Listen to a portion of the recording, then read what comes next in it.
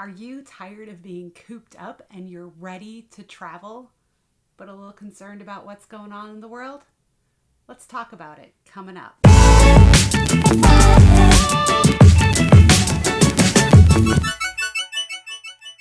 Welcome to the Traveling Cheesehead. I'm Michelle. On this channel, I share travel planning tips, travel vlogs, reviews, and recommendations for everywhere I've been. In today's video, we're going to talk about travel post-coronavirus. Everybody who loves travel has been crawling the walls at home. If you're like me, you have just been really dying to get out there and plan a trip and go somewhere.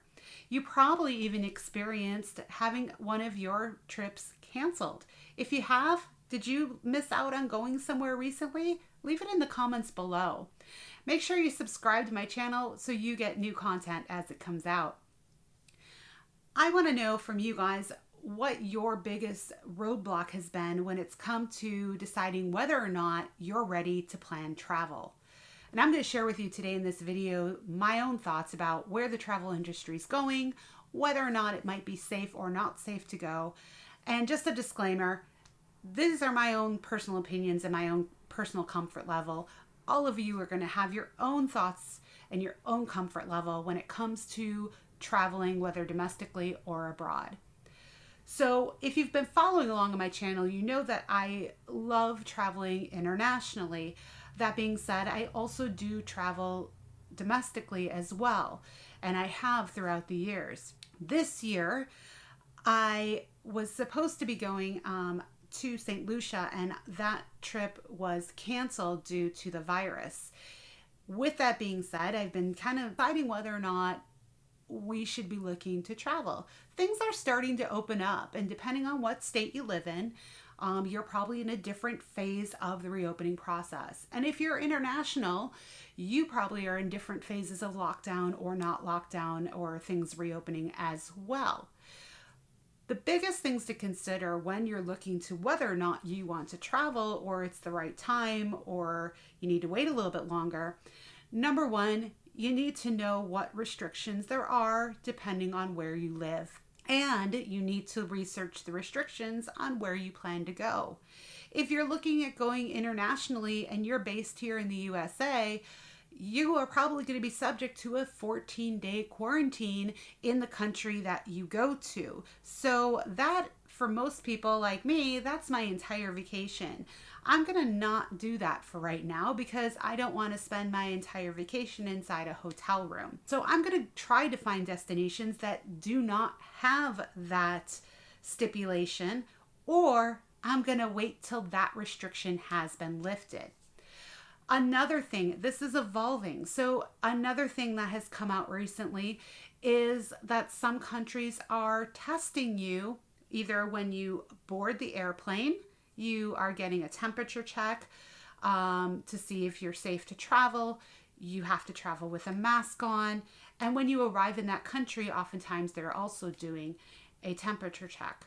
Some Caribbean islands have been considering mandating that you have a negative COVID test that is within a 14-day period prior to you arriving in their island.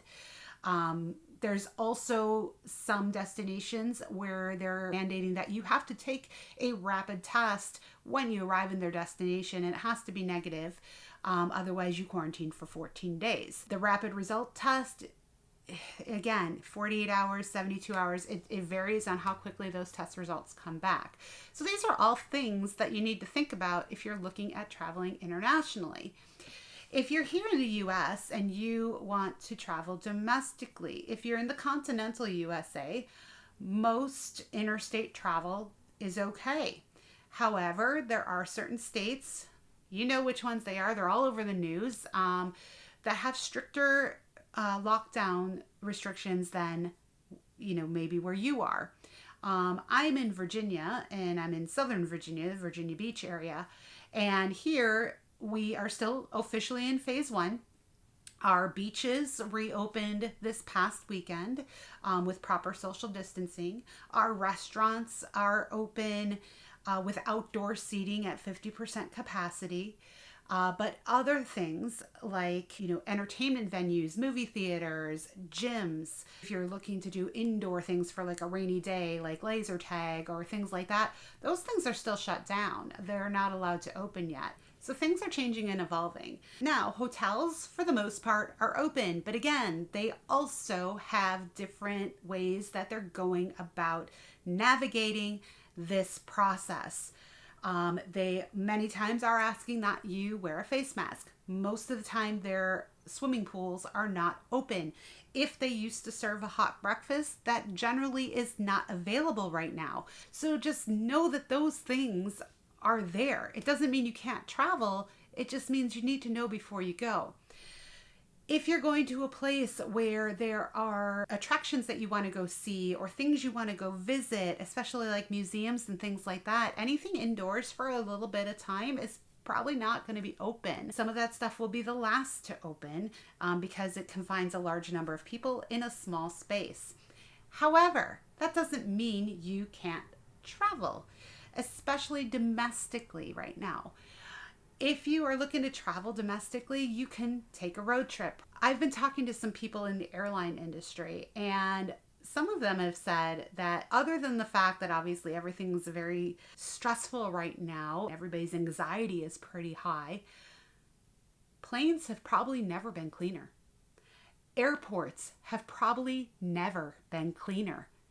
They are cleaning and sanitizing and wiping down things at a level that we've never seen before.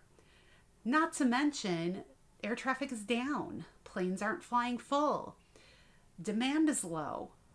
So your experience flying, depending on your comfort level, this might be the great time to go. Your airfare might be a lot cheaper. You might be able to go to a destination you hadn't considered before. But you're going to have to put up with some stuff. You're going to have to wear a face mask. You're going to have to carry hand sanitizer. You are going to have to deal with people's anxieties and heaven forbid if you have allergies and have to sneeze or cough while you're on the plane. But it might be the perfect time to go. Another thing to consider when you're talking about national parks and trails and things like that, some of that stuff is starting to slowly open because it is outdoor, but some of the facilities in those locations are not open. Another reason to go and travel and start planning travel now, airlines do have pretty flexible refund policies, as do hotels, because they want your business. The travel industry has probably been hit harder, and I'm also grouping in like indoor attractions that go along with destinations. That industry has been impacted probably more than any other industry. They have not been able to open since the middle of March. They are going to be the last to reopen in the scaled openings as you see them flow out across the country. So when you're talking about airlines, they want you to fly places because they're losing their tails right now. They're going to be more flexible. If you book, they're more willing to allow you changes, even on basic economy, which never was a thing. Make sure you read every airline specific policies and choose wisely. But you might want to book a trip in September, in October, in August, and you might be okay doing that because of the fact that you have those assurances from the different entities of their changes in refund policies. Hotels, it's probably the best time to book hotels for future visits because they're dying for help. They're dying for it. Internationally, you might want to hold off going internationally for now. You might want to wait until, early next year in 2021 or even mid next year before things fully calm down. Ultimately, the thing that's going to decide whether or not you want to travel now or plan for travel now is your own comfort level. I feel that the travel industry is going to have a few segments of people that they're going to be catering to over the next coming months as things start to reopen. The first segment are going to be the super cautious ones, and those people are going to be extra cautious. They're not going to want to travel at all. They're going to stay home until a vaccine is created. Then you're going to have the middle group, and they're going to venture out a little bit, but maybe not too far. They're going to be the ones that go explore things locally or regionally, day trips. They may not be ready to stay overnight in a hotel yet, but they'll go visit attractions, they'll go visit sites as those things start to open in their region. And then you're going to have the more ambitious ones. And I probably fall more into the ambitious end. And for those people, they're going to be ready to go.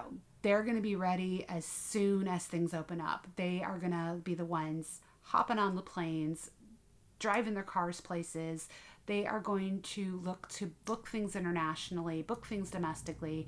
They're going to be ready to go and get as close to back to normal as possible. So personally, I'm on that fence. I'm starting to do some digging around and exploring of different places I could go. I'm starting to look at, should I plan a domestic trip? Where could I go? I personally am okay flying right now. I would be okay getting on a plane, but that's my own personal thing. You know, I would also be okay taking a road trip. I would not want to go somewhere internationally and be quarantined. But if there wasn't a quarantine, I would travel internationally. Maybe in a month. But I want to know your comfort level. Where are you coming from? When are you going to take that step and book your next trip? And where do you want to go? I hope you found this helpful. I'd love to open a discussion on this from you.